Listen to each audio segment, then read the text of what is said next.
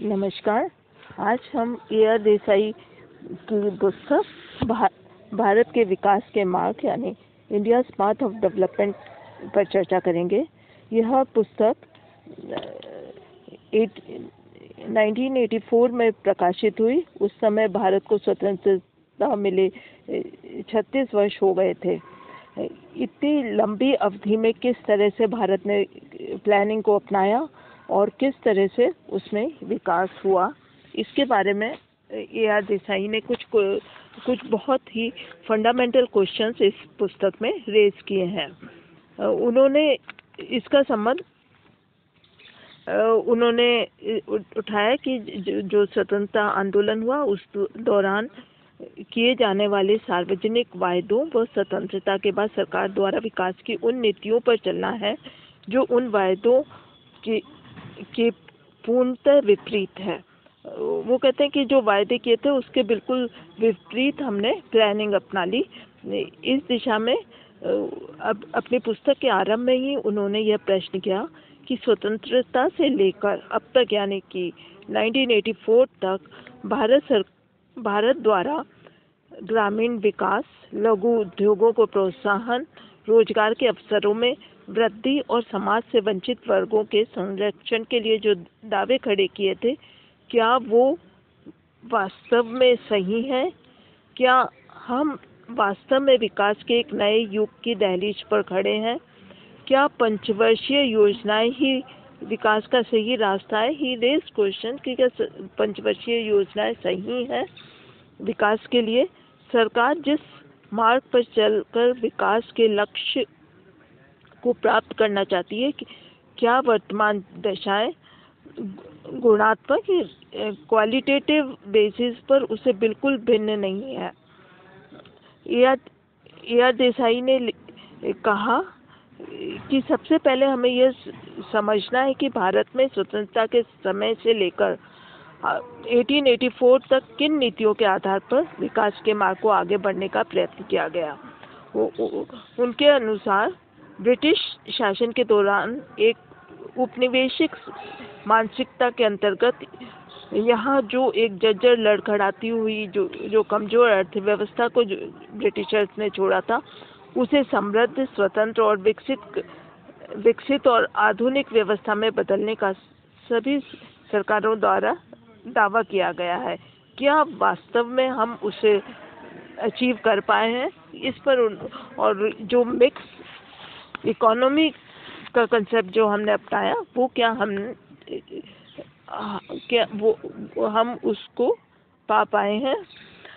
देसाई ने कहा कि अनेक पंचवर्षीय योजनाओं पर विकास के लिए जितना धन व्यय किया गया, उससे उत्पन्न होने वाला विकास किसी भी रूप में संतोषप्रद नहीं कहा जा सकता।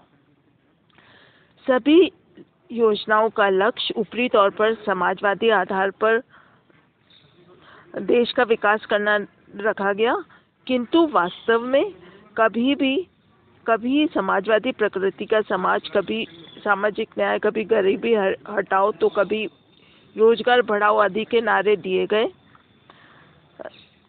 पर वास्तव में कोई संरचनात्मक या उल्लेखनीय सुधार नहीं हो पाया।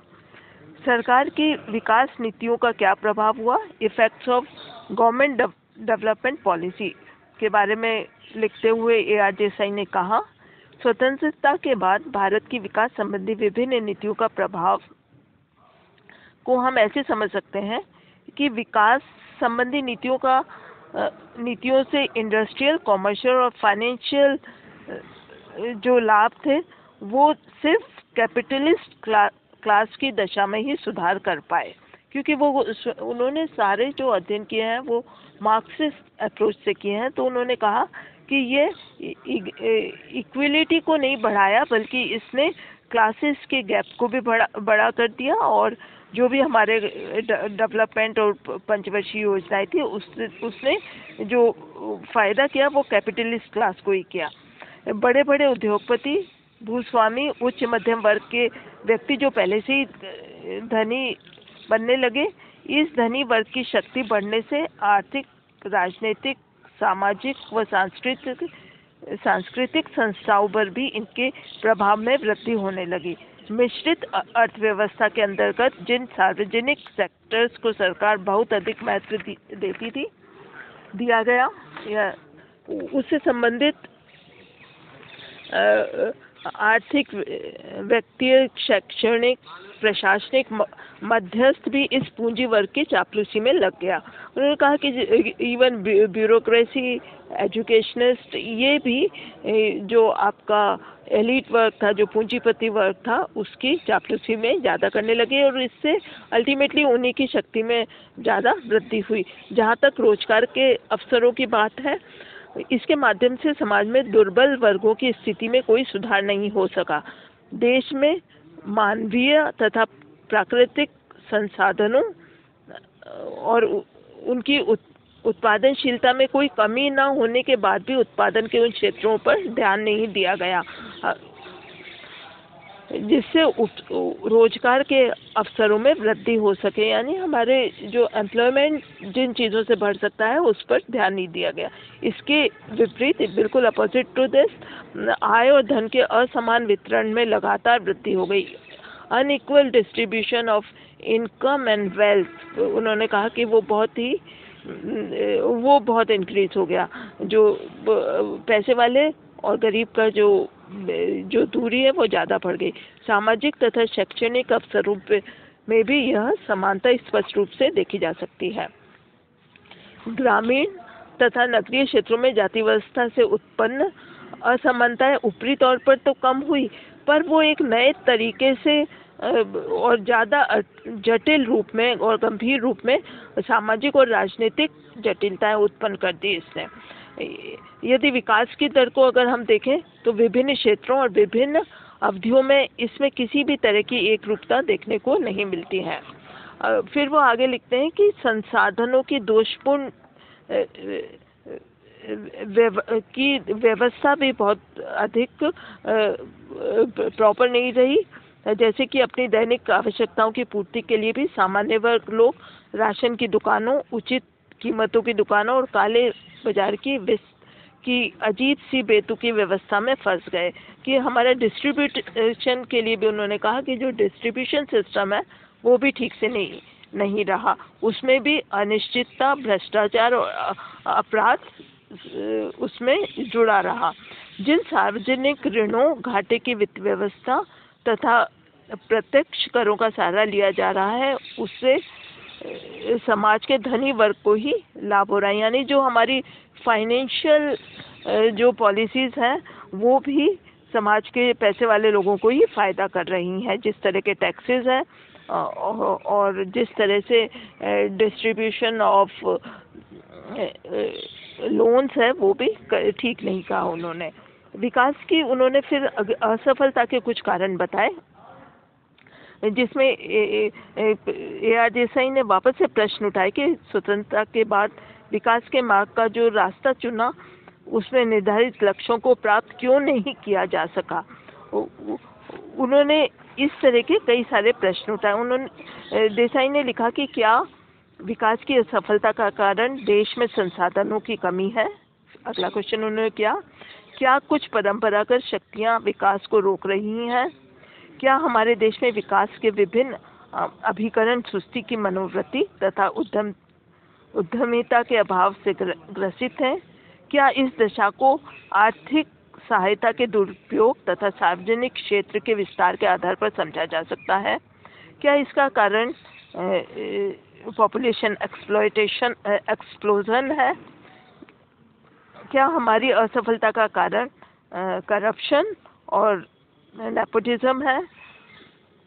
और ये साथ के साथ इससे जुड़ा हुआ लालच। क्या इससे प्रशासकीय तंत्र में विकास की भावना के प्रति उदासीनता, अधिकारी तंत्र की निष्क्रियता के आधार पर समझा जा सकता है? क्या इसका कारण सरकार द्वारा परमिट और लाइसेंस की गलत योजनाएं हैं जो सामान्य व्यक्ति को विकास की प्रक्रिया में सहभाग करने से रोकती है? क्या इसका कारण पश्चिम को फॉलो करना है बिना सोचे समझे, जो निरंकुश, उपभोक्तावाद यानी कंज्यूमरिज्म, और आडंबरपूर्ण मतलब शो ऑफ वाला जीवन और अनैतिक गतिविधियों में वृद्धि कर रहा है। क्या इस सफलता की विवेचना युवा वर्ग में बढ़ती हुई अनुशासनहीनता, यहाँ पर उन्होंने जो यूथ है उसको भी इनडिसिप्लिन बताया, और गैर कानूनी गतिविधियों, सार्वजनिक जीवन में फैली व्यापक निराशा एवं अलगाववाद के आधार पर की जा सकती है। इस तरह से वो रेज करते गए क्वेश्चन। क्या इसका अगला क्वेश्चन उन्होंने रेज किया, क्या इसका प्रमुख कारण समाज में पूंजीपति या पैसे वाले वर्ग का बढ़ता हुआ लालच नहीं है?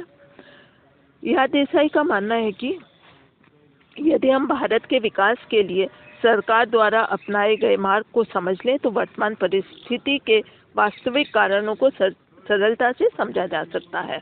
इस संबंध में यह ध्यान रखना आवश्यक है कि विकास के लिए सरकार के द्वारा जो विशेष मार्ग चुना गया है उसमें कुछ विशेष अर्थ और उद्देश्य होते हैं। विकास के लिए चुना गया मार्ग तो यह तय करता है कि विभिन्न साधनों को जुटाने के स्रोत कौन से होंगे, इन साधनों का आकार क्या होगा, प्राथमिकता के क्रम में इन साधनों का उपयोग समाज के किन किन क्षेत्रों और के लिए किया जाएगा। विकास का मार्ग यह तय करता है कि सरकार समाज के किन वर्गों पर अपना ध्यान केंद्रित करके उनकी सामाजिक, राजनीतिक और सांस्कृतिक शक्ति को बढ़ाने का प्रयत्न करेगी। हम अभी यहीं रोकेंगे, हम फिर कंटिन्यू करेंगे कि हमारे जो पंचवर्षीय योजनाएं थी वो किस तरह से AR देसाई उन्हें क्वेश्चन करते हैं। Thank you.